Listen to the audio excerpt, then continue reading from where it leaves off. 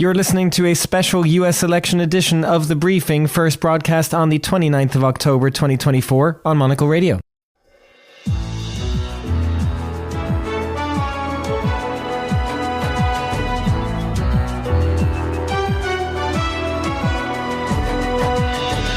Hello and welcome to a special US election edition of The Briefing, broadcasting from 815 Connecticut Avenue in Washington, D.C. I'm Chris Chermak.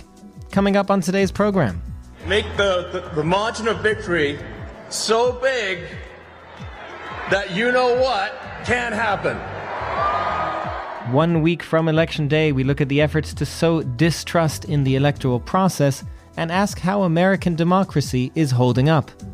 We'll also get a review of the week in Washington with the reporter Simon Marks. We'll check in on ballot boxes being set on fire in Portland, Oregon. And we'll talk about the view of American democracy from around the world. They saw in the U.S. a flawed model, but one that was still to be emulated, respected, looked up to. Now there's much more uncertainty about the durability of the U.S. model, the strength of the U.S. model. All that right here on The Briefing with me, Chris Chermak.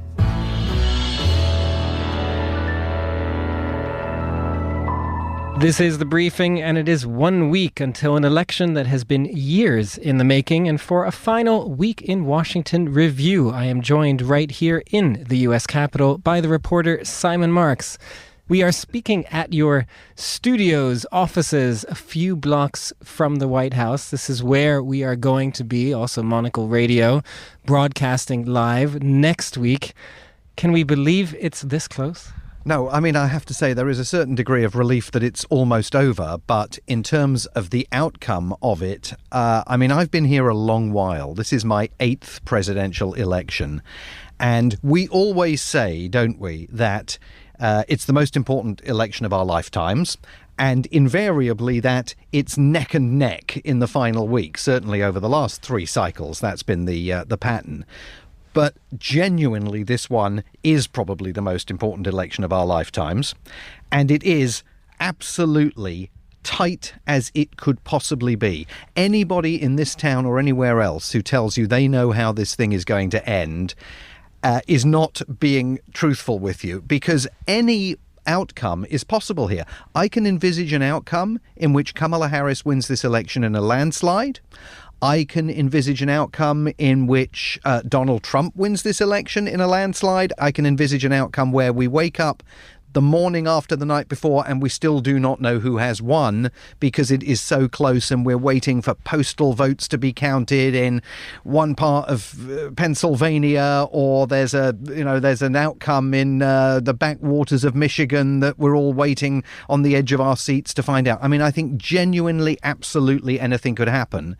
And that is more confounding to Democrats than it is to Republicans. Because Democrats look at this and say, how can this vaguely be close? But they know that it really is. What did you make of Donald Trump in Madison Square Garden? Was this his attempt to inspire his own base? Well, it was the Trump campaign completely unplugged. And it was the Trump campaign out of control of the strategists who last week had managed to persuade Donald Trump to be as disciplined on the campaign trail as I think we've seen him. I mean, he was very tightly programmed and disciplined, and all of that went out of the window in Madison Square Garden. And the Republican Party themselves say, the campaign says, they didn't pre-screen the remarks of all of those warm-up acts who engaged in an absolutely vile far-right presentation. I mean, the most far-right event that Madison Square Garden has seen since 1939, when American sympathizers with Nazi Germany rallied at Madison Square Garden to urge the American government not to get involved in World War II. I mean, Trump's speech, by contrast with everything that went before him, was relatively sedate, if you can look past, the threat to engage in the mass deportation of potentially hundreds of thousands of illegal immigrants, if you can look past all of the lies that he always speaks, always articulates about Kamala Harris's plans for the country. But I think that the Madison Square Garden event, on the one hand, horrified Democrats, but on the other hand, filled them with hope, because they looked at it and they said, how on earth can he survive this? This has got to be the thing that knocks him out of contention to return to the White House. But of course, there's no evidence that it's going to move the needle in terms of support one way or the other.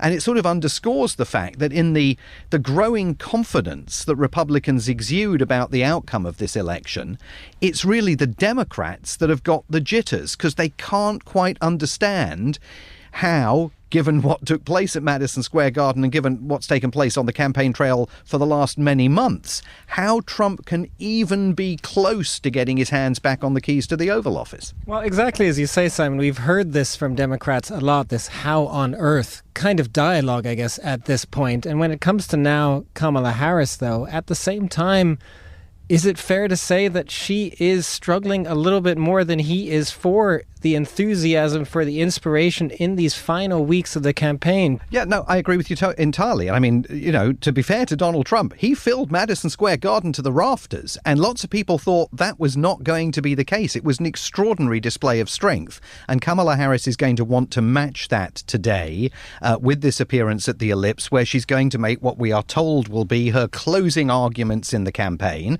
I mean, there's a week left, but the idea is that she makes these closing arguments in this iconic location, and then the campaign can cull them for images that they can use in the last-ditch advertisements and outreach over the course of the next week. The problem Kamala Harris has got is that it looks like her closing argument in the campaign, certainly this is as of last week, is going to be Donald Trump is a fascist and he's a threat to American democracy. The problem with that is that American voters tell pollsters their key concerns going into the polling station are the economy, immigration. Their concerns include, of course, abortion, which plays to Kamala Harris's strengths. Grassroots Democrats, of course, are going to get out and vote on that particular issue. But democracy is not one of their top concerns. And so the New York Times was reporting on Sunday night that one of the political action committees that has richly endowed Kamala Harris's campaign with funding is advising her that she should not be making the closing argument based around democracy, that she still needs to seal the deal with voters by giving them more details of exactly what she's going to do in office. And that, I think, has been a challenge for her throughout this campaign. First of all, she really needed to introduce herself to voters because they didn't have much of a sense of who she was, even though she'd been Vice President of the United States. And secondly, she's been under continuing pressure to go beyond the sizzle and actually explain what the stake is going to be in a Kamala Harris administration. She talks about the need to turn the page, but she doesn't actually tell voters, you know, what is the detail, what's the next chapter going to contain in anything other than the broadest of broad brushes. So I think that she still has a problem bringing people across the line, and this speech is going to have to be one of her final opportunities to do that. Simon, just one other quick word on media endorsements, because that has also been the subject of this past week. And so I'm curious to get your take on this. The Washington Post and a few others deciding not to endorse a candidate despite the stakes that we all talk about in this election. What did you make of that, and what do you make about the blowback from it as well? Well, the Washington Post decision is the talk of the town here, and has been since the weekend, because you can set your watch every 4 years, certainly for the last 36 years, by the Washington Post's endorsement of a presidential candidate. The city was waiting for it. They knew, of course, it was going to be Kamala Harris, except it's not going to be Kamala Harris because Jeff Bezos, evidently the owner of the Washington Post, is deeply worried about what happens if Donald Trump becomes president, because he, Jeff Bezos, has multi-million-dollar contracts with the federal government for Amazon Web Services and the promise of a multi-billion-dollar contract relating to his Blue Origin space exploration company. So what you're seeing, and it's not just Jeff Bezos, others are engaging in this as well, other captains of industry, is a reflection of the fact that they think there is a better than evens chance that Donald Trump is going to be the next president. This, of course, has caused absolute ructions at the Washington Post. We've seen senior editorial figures resign. We've seen thousands of subscribers cancelling their subscriptions. I think it deals a mortal blow to the efforts of the publisher Will Lewis to try and reconstitute the business, which lost $100 million last year. But it does tell you where American business is in this election.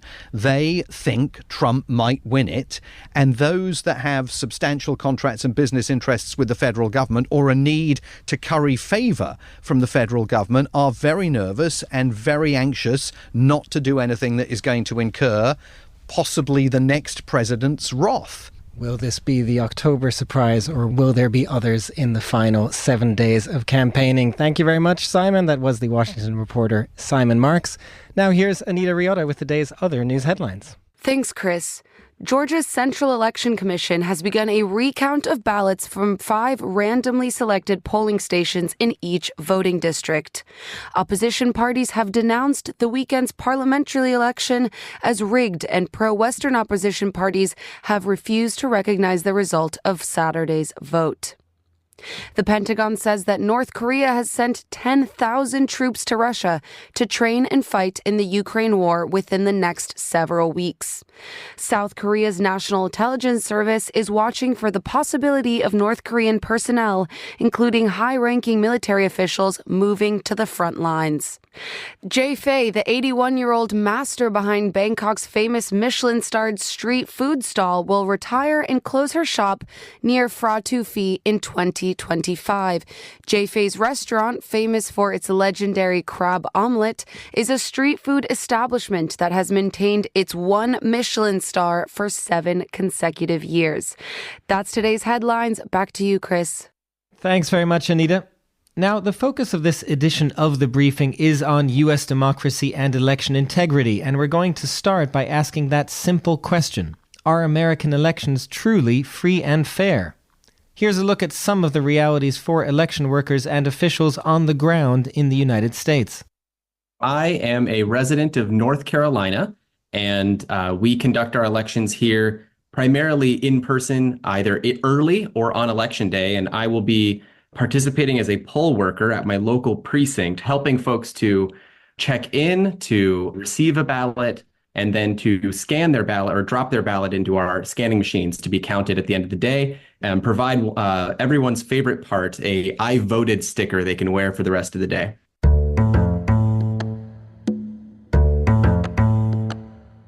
Matt Germer is not your average poll worker. He's also the director of the governance program at the R Street Institute, a conservative organization based in Washington, D.C. that promotes electoral reform. But he first became an election volunteer back in February during the presidential primary elections. And it was one of the greatest experiences I've had as someone who works on election policy, getting that on-the-ground opportunity to see where the policies that are created ultimately interact with people. And it was one of the most patriotic experiences I've had as well. I know that my community has diverse political opinions. The other poll workers that I was working with come from all sorts of partisan backgrounds. But on that day, as a team, we didn't care where others stood on the issues. We only cared to help them have their voice be heard through the vote. And it was just an amazing experience. Volunteering at polling places is not just about the work for Matt. It fits in with his approach. At R Street Institute, he's been working to restore trust in the election cycle, and he says that he finds transparency and humanizing the process is the best way to do that. To show that poll workers are regular people, taking risks, facing threats for something they believe in, and prone on occasion maybe to make mistakes, but also quick to correct those mistakes and not affect the actual outcome. Bring people into the voting process, Matt says, and they're more likely to ignore the noise around them. And oh, is there noise in this election cycle. The only way they're going to win is by a rigged election. I'm a politician, I guess. I ran for president. I won. Then I won a second time, did much better the second time. Did a lot better. And you know what? That's going to be a story for a long time, what a disgrace it was. But We may just have to do it again. We have to straighten out our country. Make the margin of victory so big that you know what can't happen. I'll be honest with you, I don't love early voting. I never have. I believe we need single-day voting on Election Day as a national holiday with paper ballots and government-issued ID to match the voter file. Kamala Harris, she got 85 million votes because she's just so impressive. As the first Samoan, Malaysian, low IQ, former California All that prosecutor- noise belies the simple reality on the ground. When it comes to actually voting in the United States, the systems designed to prevent fraud and let you vote are actually pretty robust. And they've been beefed up since 2020. When they all do their roles properly, the infrastructure that we know as the election system, which is comprised of technology and the allocation of roles and responsibilities and people, the skills of people, it works. And 2022 was yet another example where that system delivered the result intended by the people who actually cast their votes. This is Chris Inglis, the country's first ever national cyber director, a job that he held from 2021 until last year. We caught up with Chris at a global cybersecurity forum in Saudi Arabia, and Chris told us that actual efforts to tamper with the US electoral system have fallen pretty flat over the years. What has been successful is the effort to sow distrust, both from within and outside the country. It's really not the election system that they want to hold at risk, it's our confidence. The confidence of this country, the United States, that a free and open architecture like the internet can support a fair, free and open process like an election system and deliver the appropriate result, meaning reflect the will of the people. We need to make sure we deliver that confidence as much or more as we defend any single element of data. I think we've done that.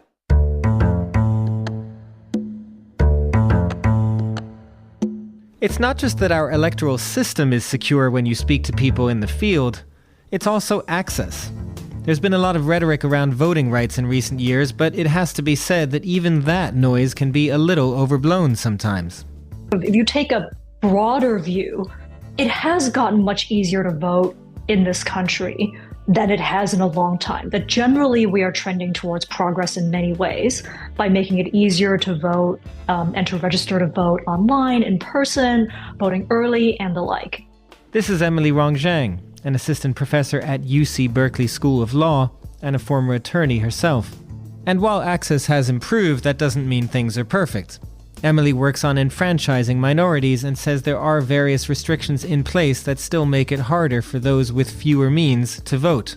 Restrictions that, while maybe not falling directly foul of laws against discrimination, nevertheless have a clear aim. So one thing to consider, for instance, is the amount of resources that are devoted to running elections in different places. Basic decisions about resource allocation can have hugely kind of disproportionate effects if certain neighborhoods, for instance, have much longer waiting times than in other places. Voter ID laws, which, apply to everyone, might have a disproportionate effect on populations that don't have access to an ID, don't have a car, and the like. So there are definitely institutional barriers that have disproportionate impact on certain populations. And generally, I think the view of the legal community is if you make it easier to vote, you'll make it easier for everyone to vote. So the system is not perfect.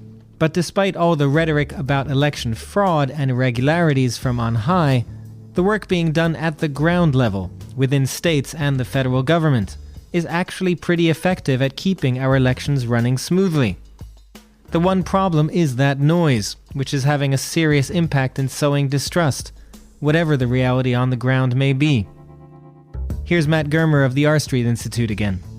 Some research I've done has looked into the topic of losers' consent, how important it is in a democracy for the losers to recognize that they lost and to be willing to pick themselves back up and fight again another day. Democracies that fail often fail because of a lack of losers' consent.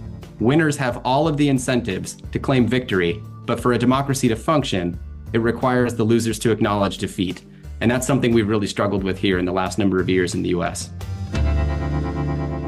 Thanks to Matt Germer, Emily Rong Zhang, and Chris Inglis for their contributions there. You're listening to The Briefing on Monocle Radio.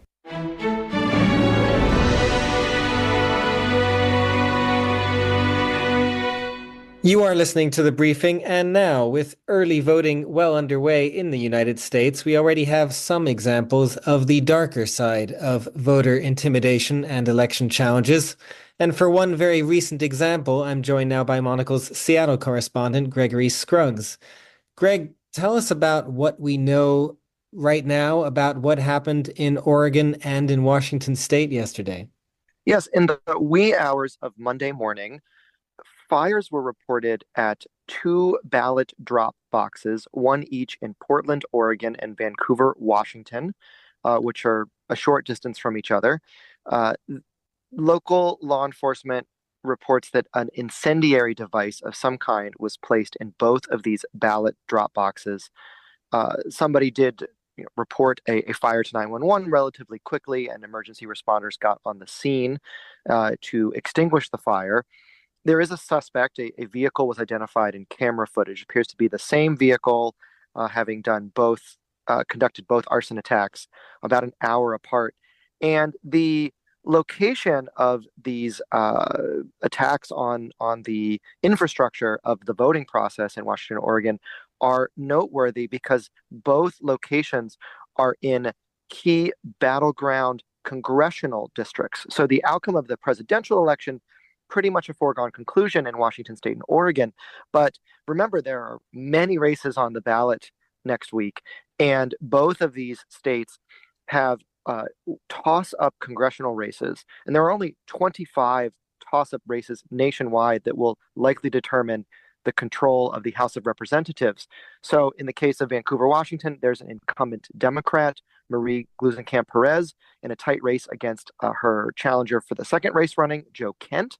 And across the Columbia River in Oregon, the Republican incumbent, Lori Chaveza de Remer, is facing a Democratic challenger, Janelle Bynum.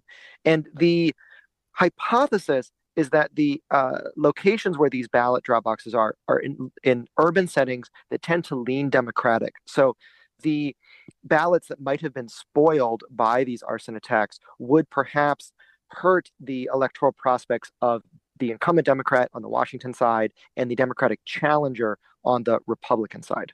And Greg, have there been any similar cases, instances from the past that you can point to, or have there been threats made at this point by groups in the area that we might be able to kind of get a sense of where this is coming from? At a press conference on Monday, sort of hastily arranged with law enforcement and elections officials from both Washington and Oregon, both Portland and Vancouver, the city of Vancouver, Washington, they pointed that there actually was an incident October 8th, a similar one in Vancouver. And separately, there was also a mailbox with ballots inside, just a sort of a run-of-the-mill postal service mailbox arson in Phoenix some days ago, although that one was declared not politically motivated. Now, just last week, Wired reported on Department of Homeland Security warnings to local law enforcement about a heightened risk, specifically of right-wing extremists carrying out attacks around the election, including attempts to bomb drop boxes. Vancouver, Washington, as it happens, is something of a hotbed for right-wing extremism. It's one of the home bases for the Proud Boys, right-wing extremist group that has a habit of tangoing with left-wing extremists in Portland, Oregon, just across the river nearby, as I mentioned. So this part of the country has been quite combustible on both sides of the spectrum these last several years. And Gregory, did the election officials that spoke up from either state, did they talk about what they're trying to do to counter this if the threat level is higher, as you mentioned? What kind of things are being put in place to prevent this kind of stuff from happening between now and Election Day? It's unclear as of yet what new additional security measures will be taken. Incumbent Representative Marie Gluesenkamp-Perez from Washington State called for overnight 24-hour police presence at ballot drop boxes throughout her district. It's unclear as of yet, again, if that step will be taken. The tone at the press conference was more vigilance, encouraging the public, if you see something, say something, as it were, and also reassuring the public that a relatively small number of ballots were affected, only 3 in the Portland incident, although it was more in the hundreds in Vancouver, which is a sizable number. That race was decided in the thousands 2 years ago. And elections officials there are trying to get the word out that if you did deposit a ballot in that drop box after a certain time and before the arson attack on Monday, of course, to please contact elections officials to get a new ballot printed. But the scope and the ability to marshal resources for monitoring these drop boxes, there can be dozens in a given city. Whether local law enforcement has even the capacity to post an officer outside of them 24/7 for the next week may or may not be the case. And just finally, Greg, what has that done for confidence over there? Are people worried, or is there generally still a pretty hopeful, aspect of this, that people, even if there are some isolated incidents, that their vote is going to be counted on Election Day? So Oregon and Washington have been voting by mail longer than any other states in the country. Oregon began in 1981, Washington in 1983. So the system where you would either post your ballot in the mail or put it in a specially marked drop box for ballots is something that voters here are very used to. Polling places don't exist. There is no lining up at the polls on Election Day in Oregon and Washington, and there hasn't been for many years. So to that extent, confidence remains high because this is not a new system. It's one that's been battle tested over decades. That said, these drop boxes, they're sort of mundane infrastructure that kind of fades into the background. It's almost like a municipal trash can, or again, like a postal drop box. So the thought that they would need to be secured beyond just the mere fact that they're made of heavy duty steel and aren't very easy to tamper with, but rather could face an arson attack. I think that is new, and I suspect is giving election officials who already have plenty of reasons for sleepless nights in the next week something else to worry about and do their best to mitigate in the short time we have left before Election Day. Gregory Scruggs, Monocle's Seattle correspondent, thank you for joining us.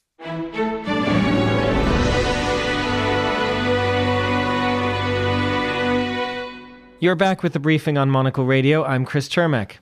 And for more on the state of American democracy and elections, not just here but around the world, I met with Rachel Dean Wilson, Managing Director of the Alliance for Securing Democracy at the German Marshall Fund in Washington, D.C., and with Tony Banbury, President and CEO of the International Foundation for Electoral Systems. I began by asking Rachel what she's made of the fact that this election has focused so much on the very idea of democracy and sanctity of elections more than any other American presidential cycle. That's such a great question, and something that we are looking at the Alliance for Securing Democracy at GMF.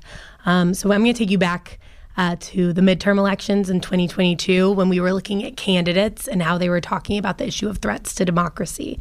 And in 2022, this was definitely a campaign issue, but it was an emerging campaign issue. So today, actually, we are going to be releasing a report that looks at the topic of threats to democracy again. And there are some really interesting findings among Republican and Democratic candidates this cycle. But really, to me, it's that they're mirror images of each other. Both candidates, Republicans and Democrats, are looking at the other party as the threat this go round. And the percentage of candidates that say that it's under threat is the same percentage. And so that'll be coming out later today. But what it tells me is this is an even more entrenched, politicized topic, which is someone who works on democracy in the United States is really not a great trend line here. But it is something that has become more politicized over the last 2 years. Tony, when you listen to that and you put on your hat, having been around the world looking at lots of different elections over the last year, this is the year of elections globally. What strikes you as different, I guess, about the kind of debates we're having about this in the United States compared to some of the other elections you've been watching? One of the biggest shifts in international democracy support and electoral support that has taken place just over the past few years is the work of election commissions in countries around the world that used to be so focused on having a proper technical administration of the elections.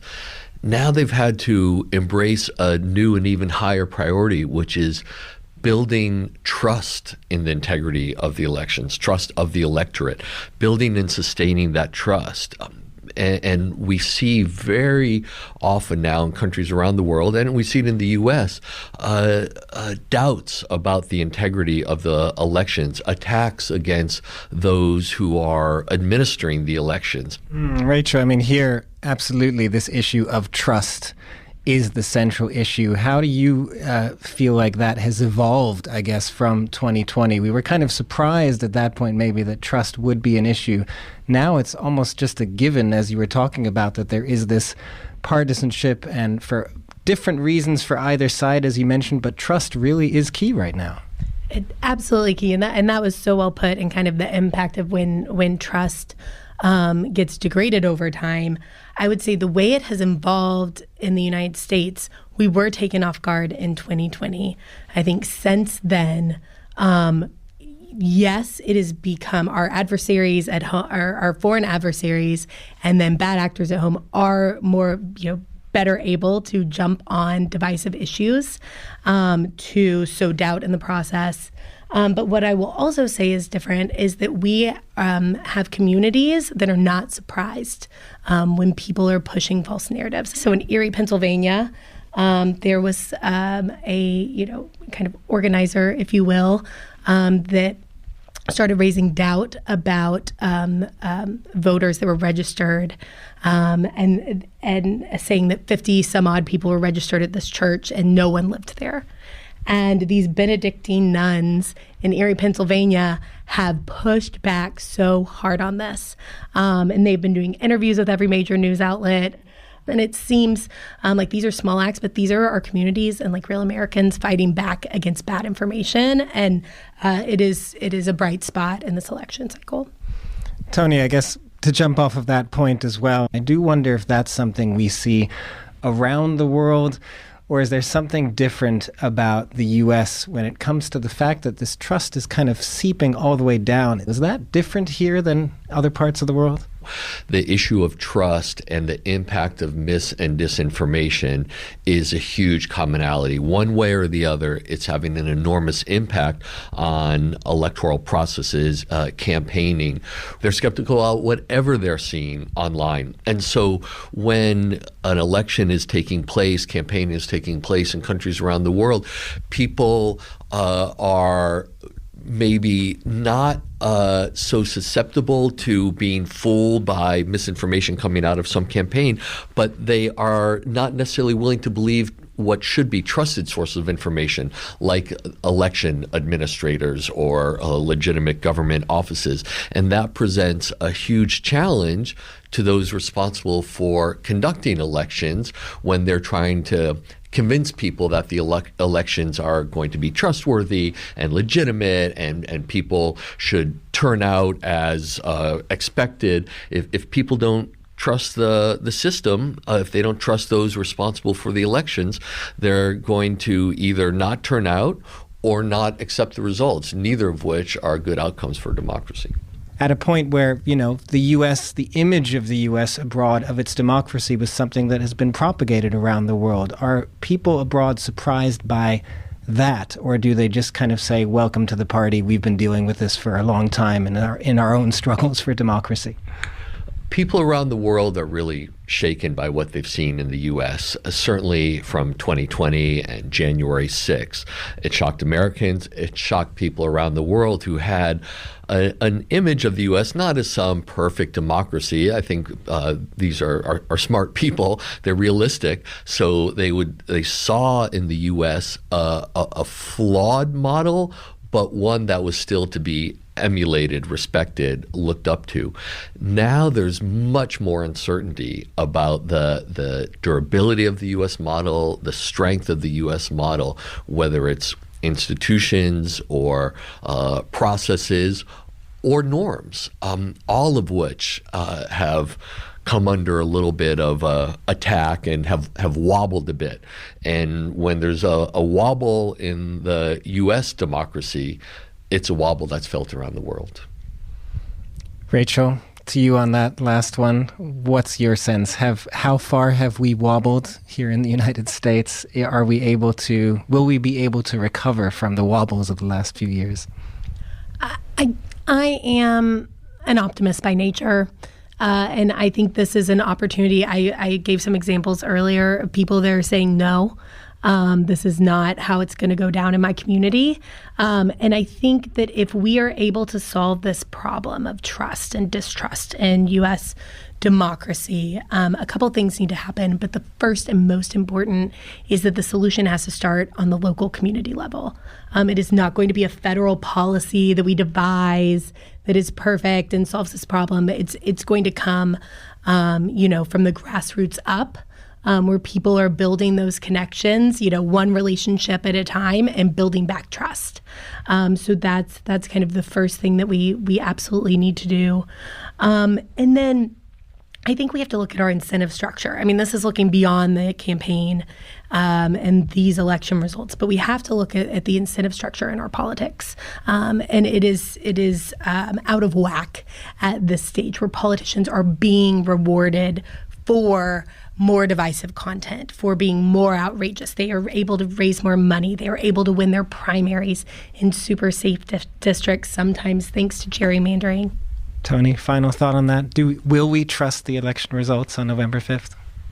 I think the election results will be accepted by the American people. I have a lot of confidence in the integrity of the electoral system we have. It is important for folks to understand that a good election doesn't just depend on the election officials sitting behind tables on polling day. Good elections depend on a number of institutions, not just the election administrators. It depends on the courts. It depends on whether it's Congress at a federal level or state legislatures passing good laws, good administrative processes, for instance, to register people to vote. So when it comes to people accepting the results or not, it will depend on this electoral system and not just the activities of election officials on election days. And just last point, one of the most important parts of it really are the norms. You can have the institutions and the laws and the processes. The norms and expectations of certain kinds of behavior are such an important part of electoral integrity in the U.S. We never really questioned the norms around free and fair elections, and that's been a big change in the past few years here, and hopefully in the upcoming elections we'll see a really strong adherence to our traditional norms. That was Rachel Dean Wilson, Managing Director of the Alliance for Securing Democracy at the German Marshall Fund, and Tony Banbury, President and CEO of the International Foundation for Electoral Systems. And that's all the time we have for this edition of The Briefing. It was produced by Anita Riotta, our researcher is Sana Jumani, and our studio manager is Lily Austin. The Briefing is back tomorrow at the same time from London. We'll be back broadcasting live out of Washington, D.C. next week with the U.S. elections finally upon us. I'm Chris Chermak. Goodbye, and thanks for listening.